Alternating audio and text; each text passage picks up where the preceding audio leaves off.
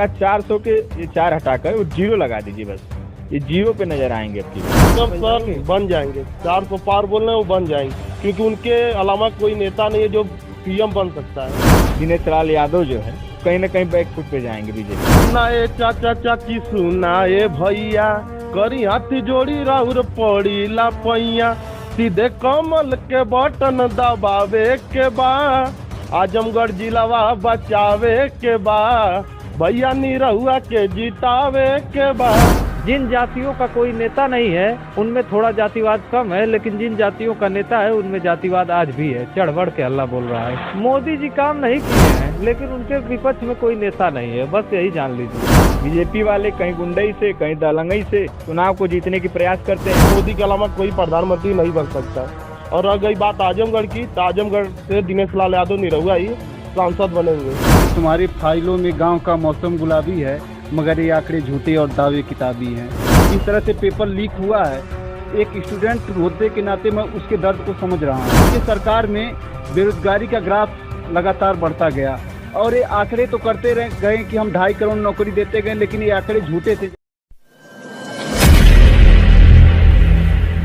मेरा नाम है वीर सिंह, मौजूद हूँ मैं आजमगढ़ सदर लोकसभा क्षेत्र में। मालटारी बाजार है और सगड़ी विधानसभा पड़ता है यहाँ पर। यहाँ कुछ लोग मेरे साथ मौजूद हैं।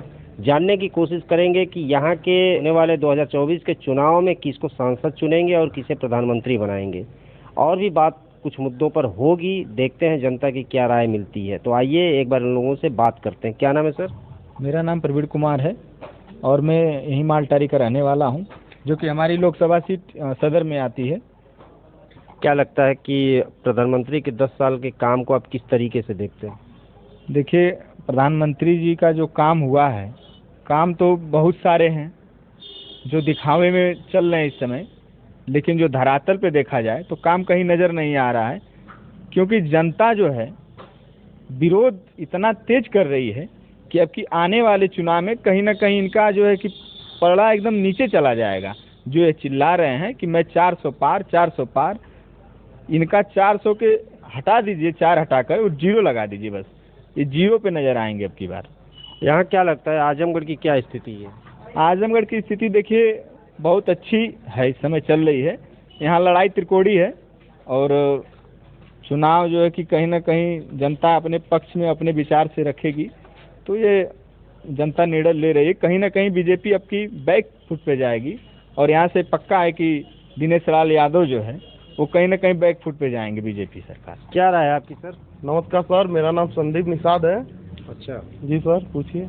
पर लोकसभा के चुनाव में क्या लगता है इस बार सांसद किसे चुनना चाहेंगे आप? दिनेश लाल यादव को ही चुनना चाहिए। अब क्या मतलब दिनेश लाल यादव को क्या उनमें कुछ खास देखा, कुछ काम उन किया है उन्होंने? काम सर तो इन्होंने किया है। जो यहाँ पर बिलरियागंज से रौनापार वाला मार्ग था, उस पर आप जाएंगे, 1 नंबर रोड बन चुका है। और इधर 3-4 रोड में देखा, एक खजौली जो जाता है बाजार, वो भी बन चुका है। ऐसे तमाम रोड जो है एकदम रिपेयर होके मस्त हो चुके हैं। आप एकदम आराम से गाड़ी चला सकते हैं, जा सकते हैं। और अगर ये क्षेत्रीय सांसद मतलब यहाँ पर रहते हैं बराबर जी, और इनके सपोर्ट में मैं गाना भी गाना चाहूँगा, क्योंकि मैं भी इसी लाइन से हूँ। चलिए, अच्छा आप भी सिंगर हैं क्या? तो ठीक है, सुना दीजिए। सुना ए चाचा चाची, सुना ए भैया, करी हाथ जोड़ी राउर पड़ी ला पैया, सीधे कमल के बटन दबावे के बा, आजमगढ़ जिलावा बचावे के बा, भैया निरहुआ के जितावे के बा। बहुत बढ़िया। इसीलिए आप सिंगर हैं, इसलिए उनको सपोर्ट कर रहे हैं? जी सर, इसीलिए कर रहे हैं। और बस आजमगढ़ में इतनी फिल्में बना रहे हैं जिससे यहाँ अभी मुलाकात हुई है दिनेश लाल से आपकी? मुलाकात तो नहीं हुआ, लेकिन हम चाहते हैं कि दिनेश लाल यादव एक बार और सांसद बने, क्योंकि वो अच्छा काम कर रहे हैं मेरे लिए। आप मिलना चाहेंगे क्या उनसे? जी सर, मिलना चाहेंगे। अगर मौका मिलेगा तो जरूर मिलेंगे एक बार।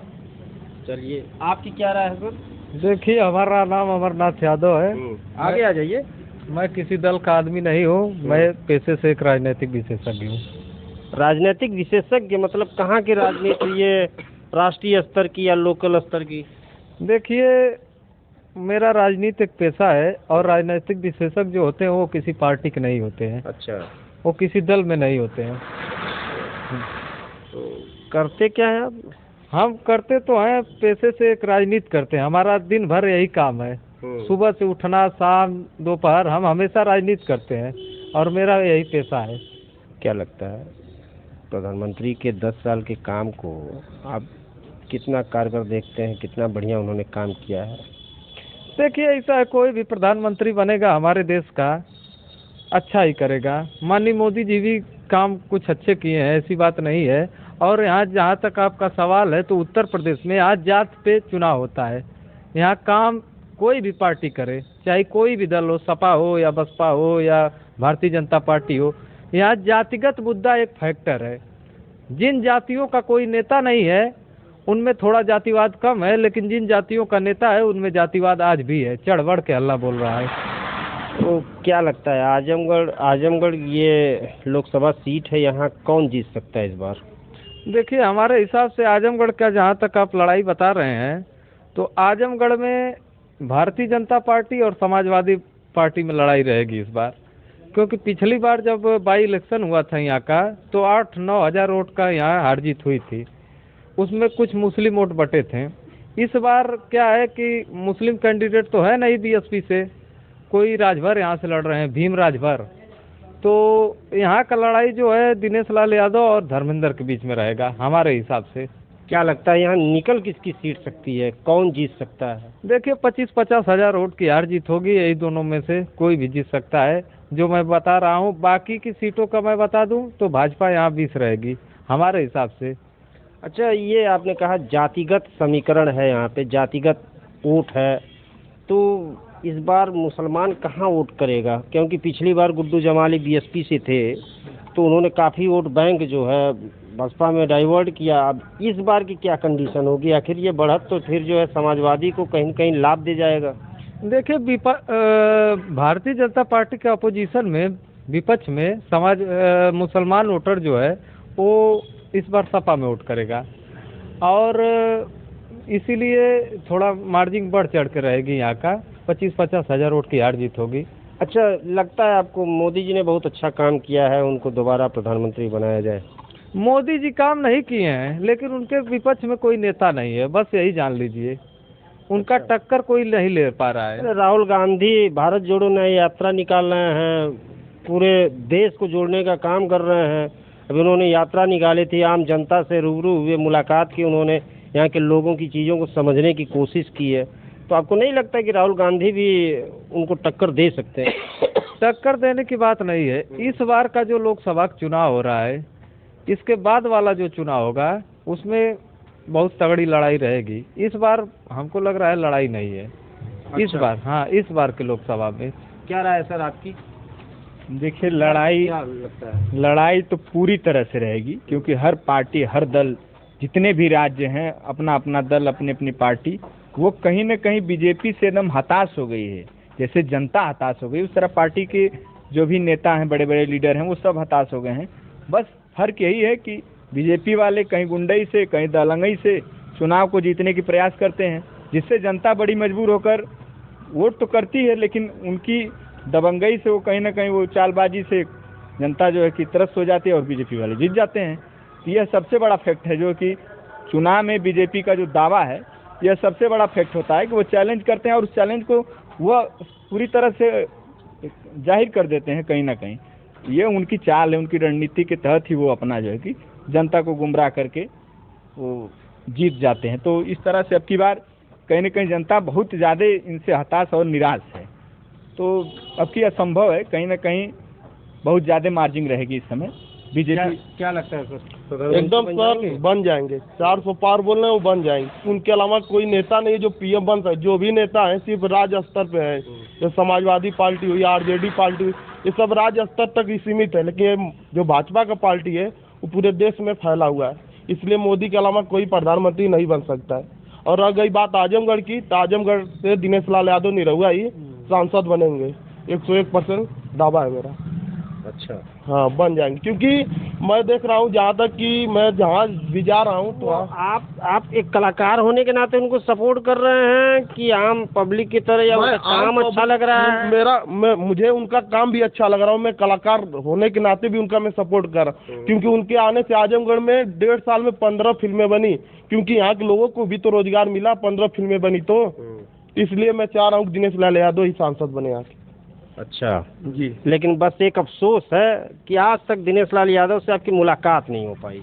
मुलाकात हुआ या ना हुआ मैं प्रयास भी नहीं किया, लेकिन मैं मन से चाहता हूँ कि दिनेश लाल यादव ही सांसद बने। इस बार 2024 का लोकसभा चुनाव चल रहा है और आपको क्या लगता है कि मोदी जी के 10 साल के कार्यकाल में कितना प्रभाव पड़ा, कितना बेहतर रहा है और आप कितना संतुष्ट हैं, क्या कहना हम चाहिए? इस बात को एक आदम गोंडवी के शेर से कहना चाहते हैं। वो कहते हैं कि तुम्हारी फाइलों में गांव का मौसम गुलाबी है, मगर ये आंकड़े झूठे और दावे किताबी हैं। और कहते हैं कि जिस ओर जवानी चलती है उस ओर जमाना चलता है। हम एक स्टूडेंट होने के नाते और बीजेपी सरकार जिस तरह से विगत दिनों में जिस तरह से पेपर लीक हुआ है, एक स्टूडेंट होने के नाते मैं उसके दर्द को समझ रहा हूँ। और जितने स्टूडेंट कम हैं पूरे सब इनसे, उत्तर प्रदेश के और पूरे देश भर के इनसे नाराज़ है, क्योंकि इनके सरकार में बेरोजगारी का ग्राफ लगातार बढ़ता गया। और ये आंकड़े तो करते रह गए कि हम 2.5 करोड़ नौकरी देते गए, लेकिन ये आंकड़े झूठे थे। जैसा कि मैंने कहा कि आंकड़े झूठे और दावे किताबी हैं। इनके फाइल आदम गोडवी कहते हैं और ये आंकड़ों से सी सरकार खेलती है।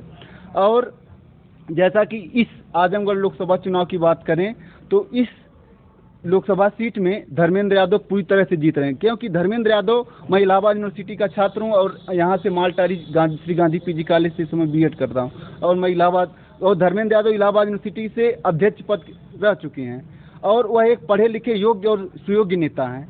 और अगर आजमगढ़ की जनता जानती है कि हमारा बहुमूल्य वोट किसको देना है, एक पढ़े लिखों को देना है कि एक नचनिया को देना है, वोट देना है, जो संसद में अपनी बात नहीं कह सकता है। वो एक, जब इलाहाबाद यूनिवर्सिटी से धर्मेंद्र यादव अध्यक्ष चुन के जाते हैं तो मतलब इससे पता चलता है कि वो एक योग्य नेता है, क्योंकि वो हमारे आसपास के एक योग्य स्टूडेंट के द्वारा चुने गए हैं। तो मतलब इससे सिद्ध होता है कि धर्मेंद्र यादव एक योग्य नेता है और हम भी अपना वोट धर्मेंद्र यादव को देंगे और अपने परिवार को और जितने हमारे स्टूडेंट को हम सबको कहेंगे कि वही हम लोग की दर्द को समझ सकते हैं और संसद में अपनी आवाज़ को पुरजोर तरीके से उठा सकते हैं। धन्यवाद। तो ये आपने देखा, कुछ लोग थे, उनसे हमने उनकी राय जानने की कोशिश की है। कल मैं फिर नई जगह पे नए लोगों से बात करूंगा। तब तक के लिए मुझे दीजिए इजाज़त। मैं हूँ वीर सिंह, देखते रहिए समाचार इंडिया लाइव।